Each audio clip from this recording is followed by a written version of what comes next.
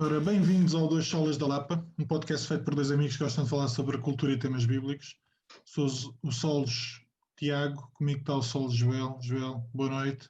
Alô, como é que é, meu amigo? Estamos Estás bem? bem? Estamos. O que é que tens visto? O que é que tens lido? Epá, eu tenho recebido comentários do primeiro podcast e eu acho que nos últimos nós não temos sido tão enfáticos naquilo que temos ouvido, visto, lido. Então, Ah, como é que é? olha, lido, ainda estou a acabar aquele mini livro de 50 páginas, mas não sei porque ainda só vou um pouco mais meio. Não, estou quase a acabar esse livro que tu me emprestaste, que a gente falou no último Yeah. podcast. Aí que hoje se calhar vamos lá passar outra vez por esse livro de... Como é que é? Estou a tentar ler daqui, que ele está ali em cima. O título... The Book That Your Passage Wishes You to Read, ou qualquer coisa. Yeah. Qualquer coisa desses. Estava aqui à procura dos meus apontamentos, mas é isso, é isso. E vi o Chicago 7, ou The Trial of Chicago 7, que gostei Falaste muito disso. também. Não fazia ideia do filme, nem sabia que tinha surgido alguma coisa do Aaron Sorkin. É Sorkin? E comecei a ver só no final, quando apareceu, aliás, logo no início, quando aparece o nome dele, este é do Aaron Sorkin, e gostei bastante. E agora ando a ver, influenciado por ti, o The Eddie, também estou a gostar. Um bocado parado às vezes, os episódios enormes. Não, os dois primeiros a 1h10. Depois Pois, a coisa passa para os 50 minutos e notas que é mais rápido, mas são episódios fortes. Nós vimos durante o fim de semana, epá, é uma série boa, está realizada de uma forma ligeiramente diferente, porque eu acho que as personagens se comportam como personagens reais, ou seja, quando acontece alguma coisa que não estão à espera, elas reagem como pessoas que não estão à espera e não reagem com as dinâmicas típicas das séries televisivas. O final, depois a gente pode falar disso. não, só depois quando eu acabar de ver. Não, depois. O final deixa um saborzinho amargo na boca, mas não seja porque termina. Agora, tem duas coisas que eu acho que são interessantes. Uma, tem uma banda sonora do Camandro e tem É uma boa, coisa que a gente falava ontem, tem músicos a fazerem de atores. Eu fui ver, há malta mesmo que é profissional, portanto aquilo que faz essencialmente é ser músico, mas que dá ali uma boa perninha como ator. Sim, sim. Isso Epá, eu e notei que logo também, especialmente quando é jazz, e o jazz que eles estão a tocar já exige alguma técnica, e percebes logo, esta malta sabe. Há partes que notas que eles não estão, obviamente que o som que estamos a ouvir não é o que eles estão a tocar live, mas eles estão mesmo a executar. A baterista sabe mesmo tocar a bateria. essa é profissional. Exatamente, aquilo que ela está a fazer, tipo, eu vi logo nas primeiras cenas que ela aparece a tocar, esta é a baterista, vê-se logo, não é como o Whiplash, pronto, que até era um miúdo que sabia tocar um bocadinho de bateria, mas não, nós não sabia tocar bateria àquele nível. Ela viu-se logo, ok, esta sabe tocar bateria, vê-se logo Essa técnica. chama-se Lada Obradovic, epá, e ela é muito boa a atriz, quer faça aquilo carreira ou não, mas pronto, a principal carreira dela é mesmo baterista. Pois, e percebi logo, fiquei, ela toca. Estou a gostar dessa série. E tu, estavas-me a dizer, estás de volta do The Sinner, não é? Depois começamos hoje a ver o da Cimeira, os dois primeiros episódios são bons. Não ando a ler assim grande coisa, eu ando desde agosto a ler algumas obras do Henrique Vila-Matas, que é um tipo que eu gosto, mas não é o tipo mais Não fácil do mundo, conheço. portanto tenho dedicado mais a... não vou sugerir sequer que leiam o Henrique Vila-Matas, porque o Henrique Vila-Matas é... Eu acho que ele é muito bom, mas ele escreve muito sobre o mesmo. Portanto, eu tenho para ali uns 15 livros dele, é um dos meus autores favoritos.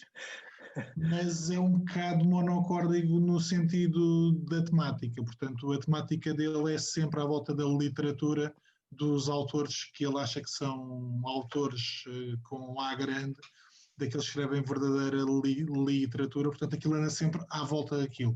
é muito giro. Eu li um artigo, um livro deles, estou a olhar ali, estou a tentar ver qual é que é o título. Impone tu suerte, que é um livro de artigos dele, de artigos para os jornais, e é completamente traumático tu leres o livro, porque percebes que os artigos vão dar origem aos romances. Ele pega numa ideia, escreve um artigo, mas depois vai pegar naquela ideia e vai escrever um romance de 200 páginas, ou 270, 300 páginas. O que é ótimo, eu acho piada, porque ele vai... Qual é que é o melhor termo? Ele vai reciclando as ideias e vai... O importante nele nunca é propriamente a história, mas é o que ele, através da história, consegue dizer. E pronto, ele escreve muito acerca de literatura, sobre os traumas. Agora estou a ler um que é sobre o fracasso. E se fracassar ou fazer um grande título, isto sempre ao nível da literatura, se é o mesmo ou não. Portanto, se um autor que fracassa a escrever um livro ou um autor que tem sucesso, se é mais ou menos o mesmo em termos de prática. Mas pronto, provavelmente é uma coisa que só me interessará mais a mim. Sim, pois. Tu começaste a frase quando começaste a falar desse autor, descreveste de uma maneira que eu percebi logo, ok, este eu não vou ler, disseste, até para mim não é fácil, eu percebi logo, bem, então nem vou tentar. Não, porque ele tem uma lógica, ele costuma dizer que desconfia dos livros que se leem à primeira. Portanto, ele acha que os livros têm que ter diferentes ritmos ao longo da sua leitura. E eu consigo ler às vezes 40 ou 50 páginas de uma vez e outras estou uma semana para ler 20 ou 30. Portanto, é uma leitura que tu vais vendo que não é igual ao longo do livro. Isso também é interessante, depois vai-te obrigar a dar, quando estás a ler outros livros, a dar, por exemplo, é um autor que eu gosto, mas quando estou a ler um autor que não conheço ou que não gosto tanto, quando sinto essa dificuldade, a minha primeira ideia é larga, deixa. Mas com ele eu vou, e provavelmente Já há conheço a alturas em que dinâmica. leio o livro em um mês, ou em 2, ou em 3, e tu sabes que para mim é demasiado tempo. Mas de qualquer forma, pronto, é alguém que me obriga a ficar. Ok. Olha, passando então para o nosso tema de hoje. Estavas a falar Espera aí.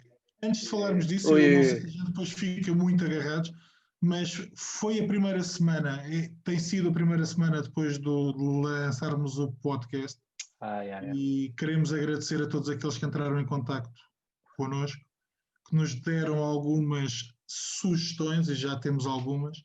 Eu acho que o pessoal vai ficar enganado, porque eles querem uma banda desenhada parte 2, e provavelmente vai demorar algum tempo até chegarmos à parte 2, mas pronto.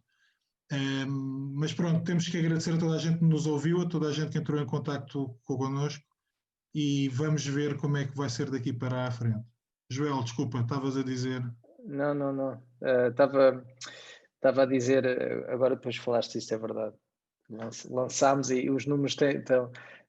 Nós tivemos, ou seja, desde o primeiro episódio até agora, que este já é para o 8º ou 9º, ainda a responder aos comentários do primeiro episódio, porque são tanto comentário, tanto e-mail, que demora, malta. Mas muito obrigado a todos os milhares que nos acompanham diariamente. Dito isto, o tema de hoje, há bocado falavas de traumas, de fracassos, e nós tínhamos falado no final do último episódio, em que nos dedicámos a falar acerca de pastores, de ver o outro lado. Não é bem o outro lado da moeda, mas é quando as coisas com os pastores correm mal. Seja correm mal, e eu vou já lançar aqui duas formas de ver a coisa, embora a gente depois possa estender mais o tema, mas possa estender mal, por um lado, porque nós, enquanto ovelhas, é fácil estar ao lado dos pastores quando as coisas correm bem, é tudo ótimo, e quando não nos toca a nós muito diretamente, às vezes não é tão fácil quando realmente somos nós aqueles que estamos no palco a ser chamados a atenção por alguma coisa pelo presbitério. E por outro lado, quando o próprio pastor, o próprio presbitério se desfoca um bocado da sua verdadeira missão e leva as coisas mais além ou mais aquém do que aquilo que devia. Portanto, tínhamos ficado no último episódio de voltar a este tema agora, e acho que devíamos chamar este podcast When Pastoring Goes Wrong. Ora, vamos nessa. Nós, a semana passada, não, é só para introduzir aquilo que tu estavas a dizer, a primeira parte. Portanto, nós, a semana passada, estávamos a falar de como cuidar do teu pastor, e obviamente que, e eu acho que isto é válido para os dois lados, portanto, não só quando a ovelha falha, mas também quando o pastor falha, é necessário haver amor, é necessário haver cuidado pastoral, seja do pastor para com a ovelha, seja até da ovelha para com o pastor, ou de outros pastores para com o pastor. Mas eu acho que é um ponto interessante, nós achamos e queremos cuidar do nosso pastor e queremos que o nosso pastor faça bem o seu trabalho, mas às vezes quando nos toca a nós, ou quando toca àqueles de quem nós gostamos, às vezes achamos que a disciplina eclesiástica pode não ser a melhor opção e tentamos encontrar outro tipo de caminhos. Não sei se era por aí que ias, mas força, dá. Era, sabes, até dando um bocadinho assim background, pelo menos no que foi o meu caso.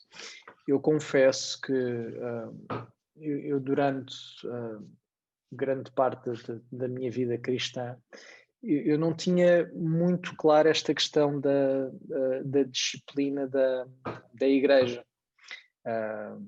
E neste caso em específico do que estamos a falar da disciplina pastoral, ou seja, sobre nós, etc.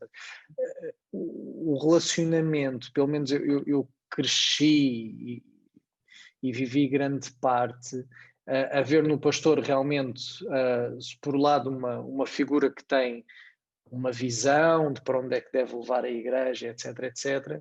E nunca lidei muito de perto com a parte da disciplina. Claro que há sempre aquelas coisas de, Joel, podias fazer isto diferente, etc. Mas não é aquelas coisas de meter mesmo o dedo na ferida, de ser chamada a atenção de não estás a fazer isto bem, ou tens que mudar isto, ou atenção, ou como estás a tratar o teu irmão, o que seja. E, entretanto, a nossa igreja, para o bem e para o mal, acho que para o bem, na verdade acho que muito para o bem, acaba por ter uma ênfase ainda grande nessa parte, ou seja, não de, de correr a disciplinar os membros a torto e a direito, mas a querer deixar claro que a submissão ao pastor e a submissão à igreja e àqueles que servem passa efetivamente por sermos chamados a mudar quando necessário o nosso caminho e a sermos chamados e sem atenção. E eu sei que é algo que se calhar é difícil, não é? Porque uma coisa é, ok, nós até vamos à igreja, nós até partilhamos a nossa vida mais ou menos com alguns irmãos e até estamos mais ou menos à vontade para que um ou outro amigo mais próximo nos possam dizer alguma coisa acerca da nossa vida, mas depois a coisa complica-se efetivamente quando realmente temos de ser chamados a atenção, seja por o que for, a forma como estamos ou não a cuidar da nossa casa, como estamos super focados no trabalho e não estamos a dar prioridade às coisas certas. E isso às vezes cria uma cisão entre nós e os pastores. E começamos a olhar com desconfiança para o papel deles e a achar que ele já se está a meter em coisas que não devia, etc. Não sei, qual é a tua visão acerca disto? Achas que, ou seja, eu não sei se já tiveste alguma experiência desse estilo de ser chamada a atenção pelo teu pastor, e se achas que é uma coisa que é fácil lidaste bem, se entretanto olhando para trás percebes que afinal aquilo até o que te foi dito tinha razão de ser, não sei. Pegando naquilo que tu estás a dizer, eu acho que um dos focos da Lapa tem a ver com a confissão de pecados seja ao presbitério, seja dentro de casa, seja para com os nossos irmãos, é algo que é focado várias vezes e tem sido um dos focos ao longo destes anos. Vê onde é que estás a cair, vê onde é que estás a pecar, reconhece o teu pecado, arrepende, confessa. E eu acho que isso acaba por evitar mais vezes aquilo que tu estás a dizer, que é quando alguém te aponta um pecado, tu reagis de forma, não, espera aí, isto não é comigo, espera aí, o que é que tu tens a ver com isso? Como esse é um dos focos, e eu confesso, inicialmente senti essa diferença de irmãos, nós pecamos, irmãos, é necessário que nós confessamos os nossos pecados uns aos outros, até para nos protegermos a nós mesmos. Não guardem para vós, não guardem para. Reconheçam, escolham alguém, falem com os pastores, mas tenham essa disciplina de confessar os vossos pecados, de reconhecer os vossos pecados.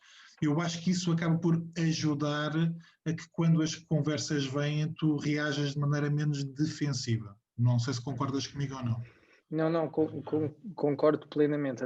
Até sabes que, por exemplo, em relação ao que tu estavas a dizer da confissão, sabes, uma das coisas que mudou imenso a minha perspectiva, e houve uma altura que até nas reuniões de aconselhamento familiar, a tónica estava muito na parte desta parte da confissão, de nós nos autoanalisarmos, etc. E nessa altura eu lembro-me que foi ultra importante para mim perceber duas coisas. Para já que o eu confessar os meus pecados realmente não fazia de mim um monstro que tinha pecados realmente que mais ninguém sonhava, mesmo por perceber que ao meu lado tinha irmãos que se debatiam com coisas iguais ou parecidas, etc. E a confissão realmente tem isso de muito bom, que é, de repente, o próprio fantasma do pecado que só tu tens, desfaz-se na tua cabeça e tu percebes, pá, nós realmente estamos todos num nível miserável. Estamos todos num nível miserável, por isso é que precisamos todos de Cristo. E concordo contigo que nunca senti debaixo da liderança depois desta igreja, quando às vezes é preciso ter conversas que poderiam ser um bocadinho mais desconfortáveis, acabo por não sentir tanto esse desconforto, porque realmente há uma pré-preparação para tentar ao longo do tempo fazer esse exercício. É verdade que nem sempre é fácil. É verdade que há coisas que eu sei que se puder manter ocultas, melhor. Epá, não sei se tens essa experiência, mas isso às vezes é chato. Eu pelo menos estou sempre em luta com esta parte da confissão, ou seja, seja para primeiro com a minha mulher e depois for preciso para falar com o irmão e depois há sempre essa luta, mas a verdade é que quando a gente ativa esse mecanismo de realmente usar a confissão como uma coisa saudável que é, ajuda depois até na própria autoridade da igreja as coisas a serem muito mais simples, como tu estavas a dizer.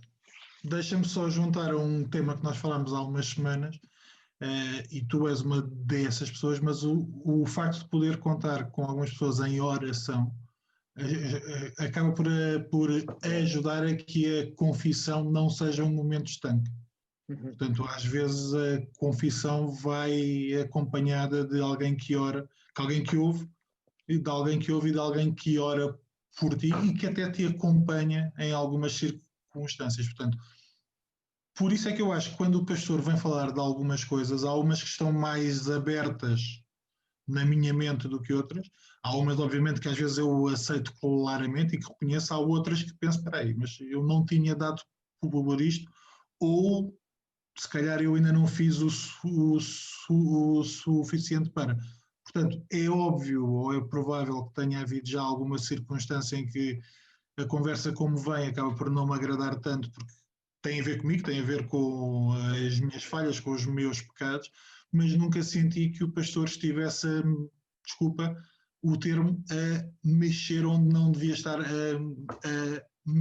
mexer, bem pelo contrário.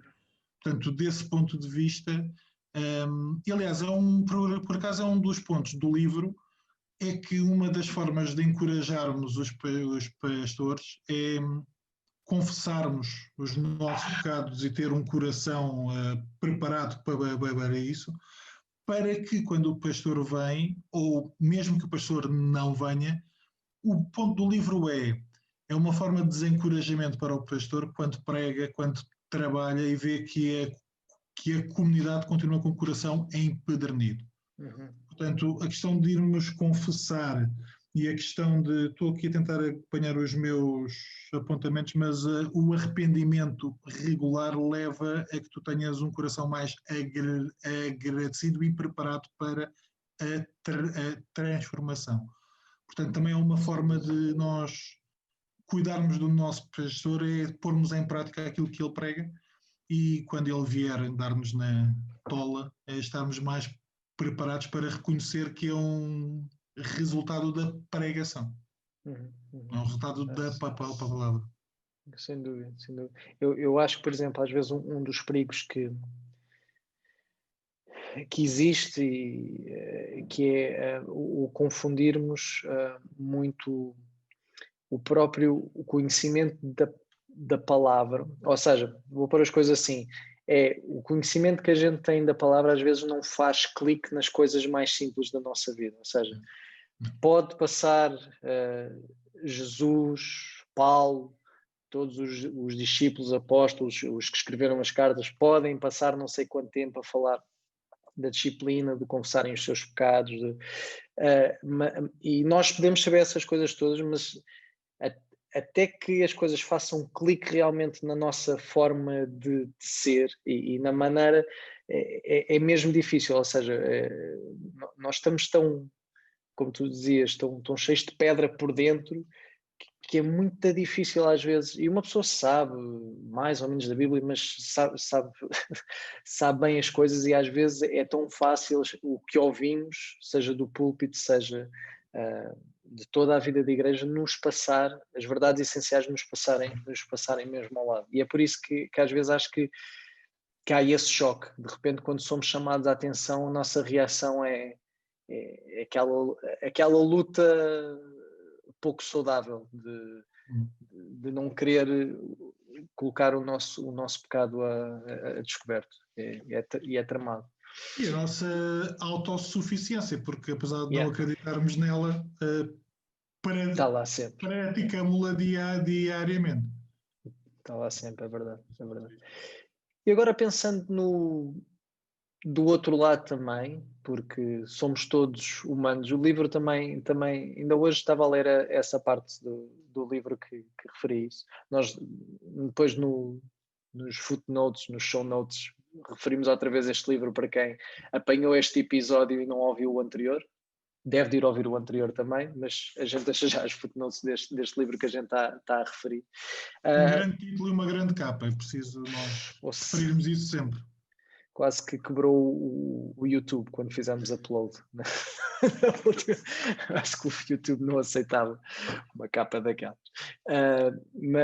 Mas ia dizer, uma das coisas que o livro também refere é quando a própria forma do pastor lidar com as coisas pode não ser a melhor. E o que o livro refere, que era isso que eu queria dizer, é que realmente, e tu começaste o podcast a dizer isso, é que na verdade nós somos todos humanos, ou seja, infalíveis somos todos. E às vezes realmente há coisas que levamos muito a peito dos pastores, ou podemos levar muito a peito dos pastores, simplesmente porque não nos estamos também a pôr ao nível deles, que é de humanos, não é por estarem numa posição de autoridade que deixam de ser humanos, mas também é verdade que às vezes há coisas que já não é só uma questão de humanidade e pela posição em que estão, as decisões que tomam, as coisas que dizem, as coisas que fazem podem comprometerem muito a vida saudável da igreja. Nem eu nem tu nascemos na Igreja da Lapa, dizendo assim, temos um passado cristão já de alguns anos e viemos de outros contextos, e acho que, bem, eu falo por mim, sei reconhecer em alguns casos quando o papel pastoral foi abusivo. E quando eu digo que foi abusivo, ou seja, não diretamente comigo, mas em toda a vivência da igreja, quase quando há uma revelação ah, quase específica ao pastor, que vai muito além daquilo que a Bíblia diz. E, e depois isso gera um problema, porque obviamente que se as coisas não são sustentadas na palavra e não são sustentadas na Bíblia, por muito que as coisas possam parecer que florescem durante algum tempo, as coisas podem ter um cancro lá por baixo, digamos assim. Não sei se também tiveste experiências assim deste papel do pastor.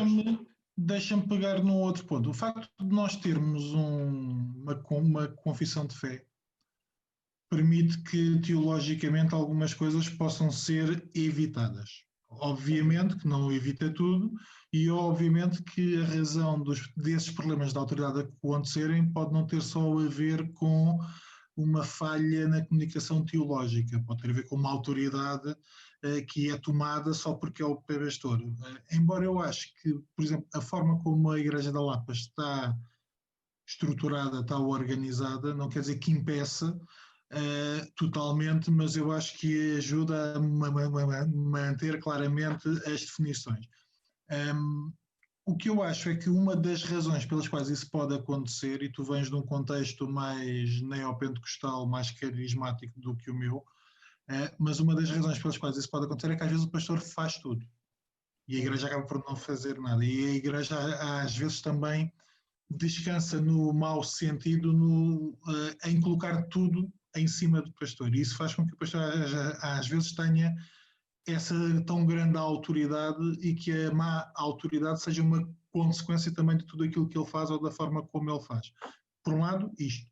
Por outro, o carisma do pastor, ou o respeito do pastor, ou a forma dele lidar com a congregação, pode também levar a isso. Eu agora não estou a pensar nem quero falar em casos específicos, mas há circunstâncias em que aquilo que é dito ou aquilo que é feito, um bocadinho como aquilo que tu estavas a dizer, não é propriamente respaldado pela palavra. Portanto, depende mais do caráter do pastor ou depende mais do carisma do pastor. E para o bem e para o mal, isto é, do ponto de vista da congregação, eles tanto aceitam como não aceitam, mas a base não é tanto a palavra. Não sei se avancei muito na Não, remate. avançaste. E disseste uma coisa engraçada que é verdade, ou seja, uma das coisas que eu não estava habituado era o papel, ou seja, era haver a igreja desta forma, que efetivamente um pastor não é o pastor que é o dono da igreja, o pastor realmente foi escolhido, digamos assim, entre aspas, pela comunidade para pastorear aquela comunidade, aquela igreja. E isso para mim, só isso, que parece uma coisa se calhar tão básica para algumas coisas, isso para mim é um shift completamente do enquadramento que eu tinha, que realmente era muito baseado realmente se calhar num certo carisma e numa certa visão. Por exemplo, eu lembro-me de crescer, e já foi há muitos anos, mas nesta coisa da visão e a visão da igreja, que eu não tenho nada contra o conceito em si, mas acho que às vezes era uma questão da visão, a visão e o que vamos fazer, ou seja, que a Bíblia estava lá, claro que estava, mas que havia toda uma grande visão de fazer as coisas e havia muito carisma, etc. E nunca tinha tido esta leitura que realmente e como tu estavas a dizer, na comunidade pelo menos que temos, apesar de não estamos nunca imunes a que uma situação assim aconteça, mas pela forma como existimos enquanto Assembleia, enquanto membros, torna a coisa mais difícil. Claro que pode-se dar o caso de realmente ficarmos todos tão cegos que toda a gente deixa de ver a realidade e estarmos todos completamente fora, mas acredito que não é esse o caso. Mas atenção que tu pegas num ponto, e eu acho que o contrário também é real, isto é, tu pegas na questão do pastor ter muito poder e de ter um poder abusivo, mas a congregação também pode ter um poder abusivo para com o pastor e não deixar com que o pastor faça a sua missão. Portanto, isso eu também acho que acontece várias vezes. Tens uma estrutura tão fixa, tens uma forma de fazer as coisas que qualquer pessoa que venha tem que fazer daquela forma, e ai do pastor que não faça aquilo que a congregação queira da maneira como ela quer, no momento em que ela quer. Portanto, isso também é um perigo em algumas comunidades. É verdade, é verdade. Portanto, não só o poder por parte do pastor, mas o poder por parte da comunidade. Pois percebo isso. É engraçado porque realmente às vezes é isso, o background de onde a gente vem orienta muito a forma como vê as coisas. Eu lembro-me que as primeiras assembleias que eu tive da nossa igreja, pá, achei coisas maravilhosas. Bem, detestava o tempo, nós agora já não temos assembleias assim, mas ao início chegámos a ter assembleias tipo 2-3 horas. 2-3 horas, eu que nunca tinha estado numa assembleia em que tudo se discutia assim. Isto é algo maravilhoso, esta malta leva isto mesmo a sério. Isto é incrível. Mas pronto, graças a Deus também já bem, pelo menos no que diz respeito, já fomos transformados nisso, pelo menos Deus ouviu as minhas orações e agora... Mas isso é também uma das características dos evangélicos portugueses, é que chegam às assembleias e não sabem estar calados. E querem ser ouvidos em tudo. Não é preciso tanto, irmãos. Exato, está tudo bem. Agora é assim, agora não nos podemos queixar que a última assembleia, eu já nem me lembrava, foi online, né? Foi online por e-mail, ou seja, só se mandou os pontos, que se disse os pontos, a malta votou e tal. Portanto, acho que fizemos um grande caminho. Em poucos anos, sinto que fizemos um grande caminho. Das 3 horas conseguimos ter assembleias por mail, para mim é uma grande vitória. Mas pronto, olha, não sei se tens mais alguma coisa aqui a acrescentar. Não, por enquanto não. Nós somos capazes de voltar a esta temática, não já a seguir, mas somos capazes de voltar a esta temática, porque achamos que é importante cuidar do nosso pastor, no nosso caso, do nosso presbitério. Mas pronto, voltamos para a semana. Voltamos para a semana. Onde é que nos podem encontrar, Tiago? 2solaslapa@gmail.com, podcast por enquanto, mas façam... Não precisas dizer isso. Não precisas dizer isto, porque quando este episódio sair, certeza que já está resolvido. Certeza absoluta. Eles gostam assim tanto de nós. Podcast em iTunes ou Apple Podcasts e no Spotify, no Instagram e no Facebook. 2 Solas da Lapa. Joel, até para a semana. Meu caro, até para a semana. Estamos aí. Tchau. Olha logo debaixo da pele do